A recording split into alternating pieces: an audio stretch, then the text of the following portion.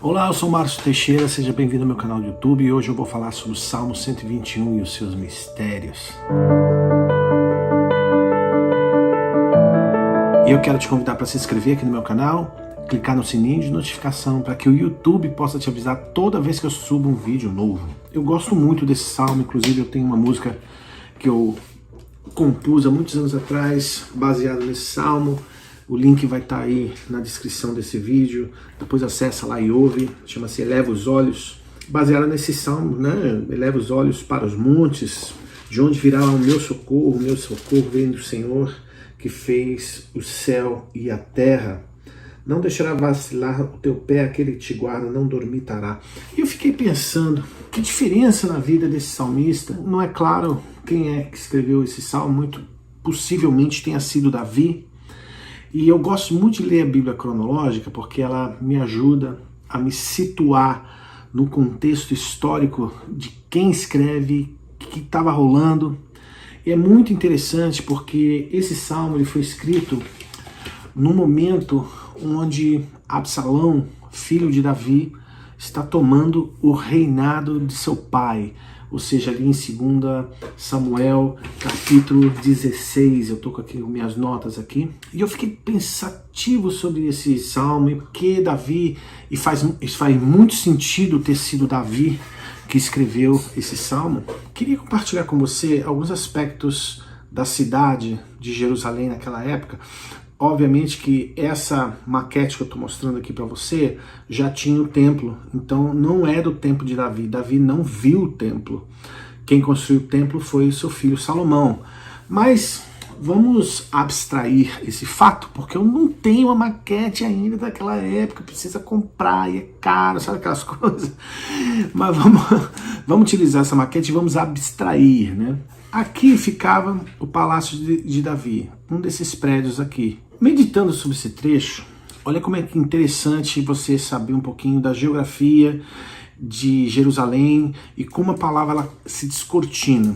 Pelo seguinte, a primeira coisa que Davi fez quando ele chegou e trouxe a Arca da Aliança, né, já era rei, e ele trouxe a Arca da Aliança, ele montou nesse monte aqui, que é o Monte Sião. É esse aqui que está bem na sua frente aqui, ó, tá vendo isso aqui? E aqui está o palácio dele. Óbvio que essa maquete ela não está 100% da topografia de Jerusalém, mas quando você está em Jerusalém e você está nesse monte aqui, esse monte aqui é o Monte das Oliveiras, onde Jesus ascendeu, tal, Jerusalém está na frente. E quando você olha para cá, você vê que essa parte de Jerusalém ela está abaixo do Monte Sião, onde o Monte Sião as pessoas desciam para entrar na casa do Senhor. E Davi, muito provavelmente inspirado pelo Senhor, estaria lembrando nesse salmo, né, eleva os olhos para o monte, de onde virá o meu socorro. Por quê? Porque ele estava sendo perseguido por Absalão, ele estava passando um momento de aflição na vida dele. Muito provavelmente ele estava se lembrando todas as vezes que ele vinha até esse monte. Por quê? Porque aqui é onde estava montado o tabernáculo de Davi. Lembra? Que na palavra de Deus, no 1 Crônicas, capítulo 16, eu já falei, aliás, tem um estudo sobre o tabernáculo de Davi aqui no meu canal, vou deixar um link aqui para você ir lá estudar sobre isso, que é super fascinante, que é um mistério maravilhoso, profético sobre a igreja de Cristo, mas não importa. A questão que eu quero dizer é o seguinte, eu imagino Davi fugindo de Absalão, aquela opressão sobre ele, e ele lembrando todas as vezes que ele saía aqui e olhava para o tabernáculo e aquilo o atraía, a presença de Deus. A Bíblia diz que o Monte Sião é o local da habitação do Senhor, é o local onde ele pisaria, o local onde ele repousa a sua presença. Sim, é aqui no templo também, mas pode olhar na Bíblia que o Monte Sião é o local da presença do Senhor. Então é aqui onde Davi ergueu o tabernáculo de Davi. Interessante que esse trecho de 2 Samuel capítulo 16, que é o contexto de Absalão e tal, ele vem depois, obviamente, dos fatos que aconteceram quando Davi peca e adultera com Batseba, que acontece em 2 Samuel capítulo 11, ou seja, 5 capítulos antes ele está ali adulterando com Batseba. E se você ler com cautela, você vai ver que Davi, ele sai no terraço da sua casa e olha e vê uma mulher se banhando. Quando você conhece a topografia aqui dessa área, você vê que essa parte aqui está mais elevada do que essa parte daqui, ou essa parte daqui. Muito provavelmente, Davi estava olhando para essa área totalmente oposta ao Monte Sião, onde estava a Arca da Aliança. Davi estava num momento onde ele estava simplesmente olhando para outro lugar. E a Bíblia claramente fala que Davizão, de repente, escolheu não sair para a guerra. Davi estava naquele momento assim, tá tudo certo, conquistei Israel, eu sou rei, tô aqui vendo Netflix no palácio, dá mais um milkshake aí, e vamos lá, vamos que vamos, a vida é linda, Senhor, obrigado pelas bênçãos, mas o exército estava comendo solto na guerra, e a Bíblia diz que era na época onde os reis tinham que estar aonde com o exército, e Davi estava onde? Em casa. Davi estava lá, se refestelando no palácio, fazendo o quê? Nada. Já dizia minha saudosa vovó Dona Onília, cabeça vazia, oficina do diabo. E foi exatamente isso que aconteceu, porque ele não estava focado em seus afazeres como rei, ele não estava focado em continuar buscando ao Senhor de contínuo, ele não estava trabalhando dentro do contexto daquilo que Deus o havia chamado para fazer, para estar na frente do exército, e por causa disso ele abriu a retaguarda, e quando ele abriu a retaguarda, a primeira coisa que aconteceu, ele olhou para o lado oposto de onde estava a presença de Deus e a glória de Deus no Monte Sião. E aí a destruição vem. E a vida de Davi nunca mais foi a mesma depois que ele cometeu esse pecado com Batseba. E talvez você já tenha ouvido falar inúmeras vezes dessa mensagem sobre o pecado e o adultério, que 5 minutos de prazer destroem o resto da vida inteira. E talvez isso não seja novidade para você. Mas o que eu quero te chamar a estar atento ou atenta é o fato de que existem circunstâncias nas nossas vidas que muitas vezes nós nos distanciamos do Senhor, da vontade do Senhor, porque nós nos acomodamos com as bênçãos que Ele nos dá.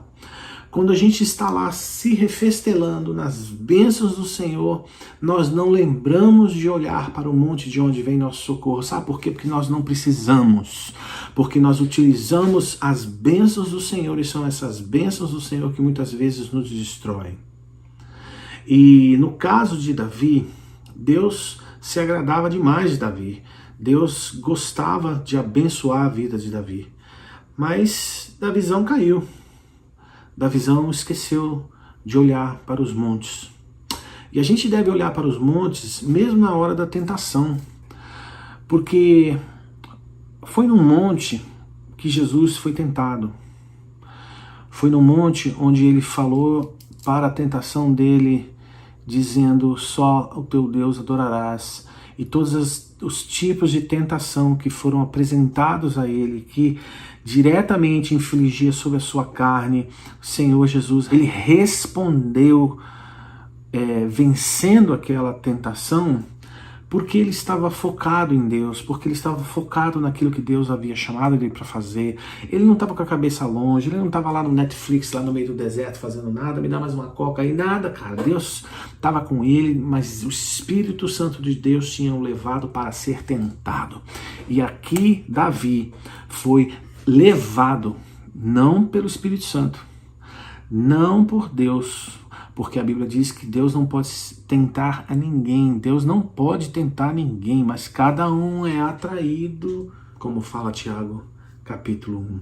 Davi foi atraído por causa da carne dele, porque a carne dele estava acomodada dentro de um contexto que Deus nunca o chamara para estar.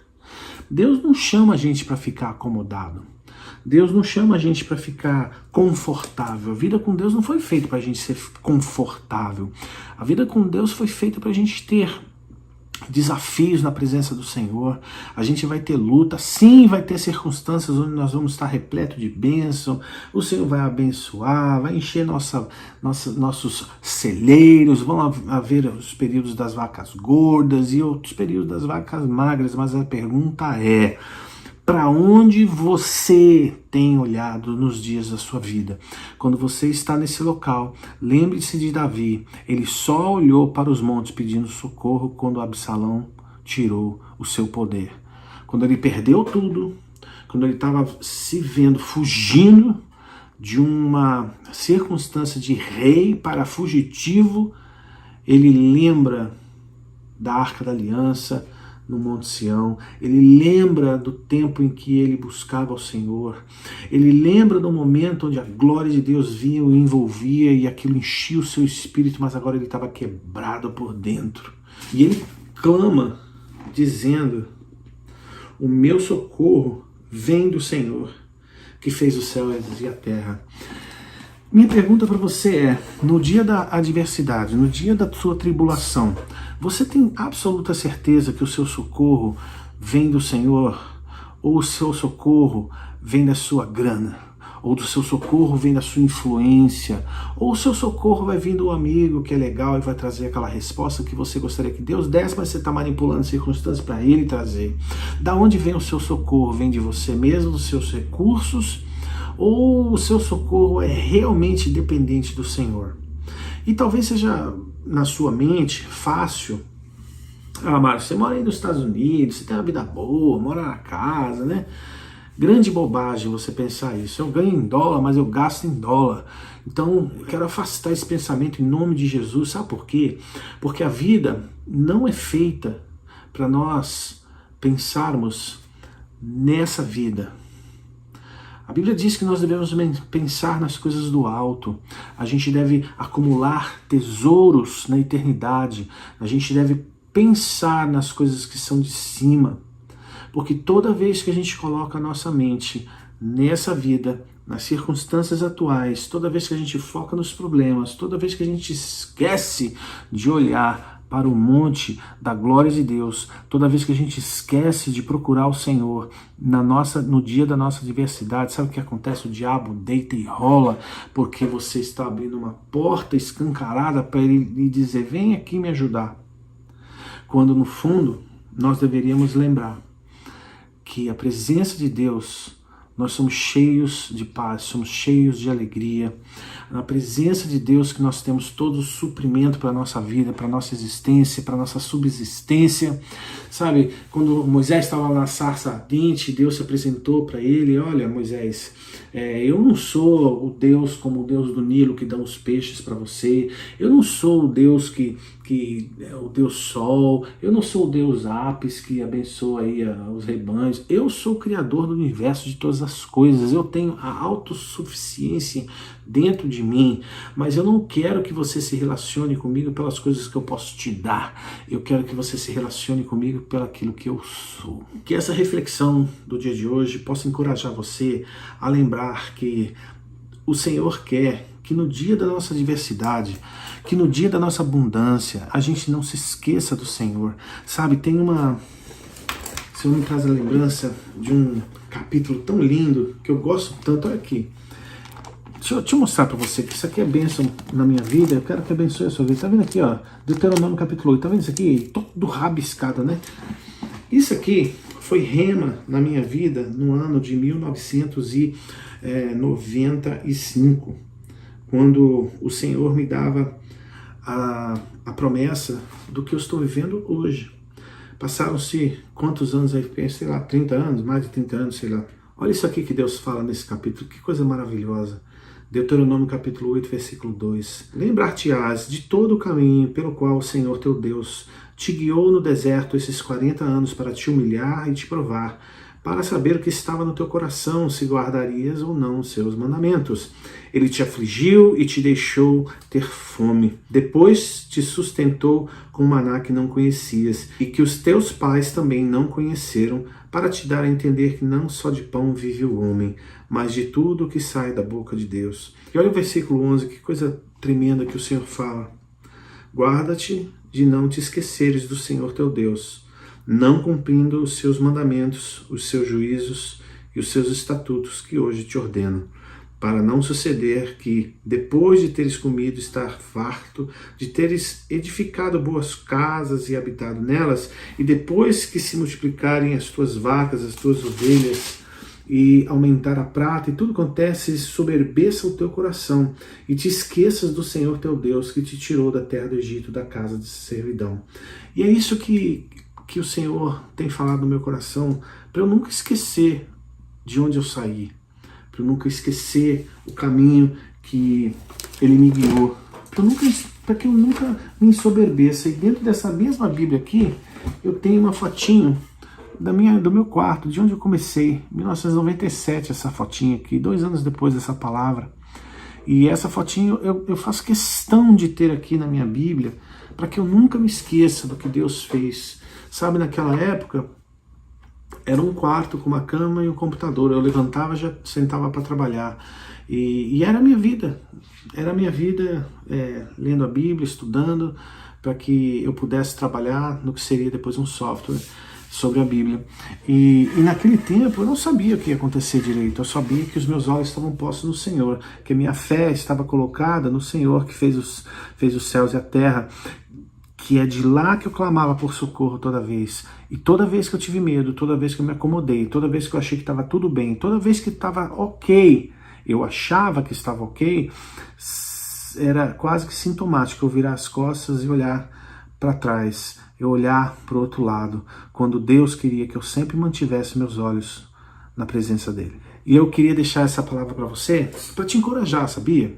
Porque talvez você tenha, ou você esteja numa situação onde você se reconhece que você tem olhado mais para esse lado daqui do que esse lado daqui. E por favor, não estou falando de adultério, eu estou falando de pecado normal. Jesus veio para perdoar os nossos pecados. Jesus é o perdão que nós precisamos, é a solução para a nossa existência. Então, se esse é o seu caso, basta você confessar, basta você chegar para Ele e falar: Senhor, recebe esse pecador aqui, Senhor, e lava-me, Senhor, restaura em mim um coração reto e justo aos seus olhos, Senhor. Faz de mim uma nova história, faz em mim uma nova história e continua a exercer a sua vontade sobre mim, em nome de Jesus, amém. Segue o barco, porque Deus é contigo e sempre será, e Ele jamais te abandonará. Segue firme, sempre olhando para os montes.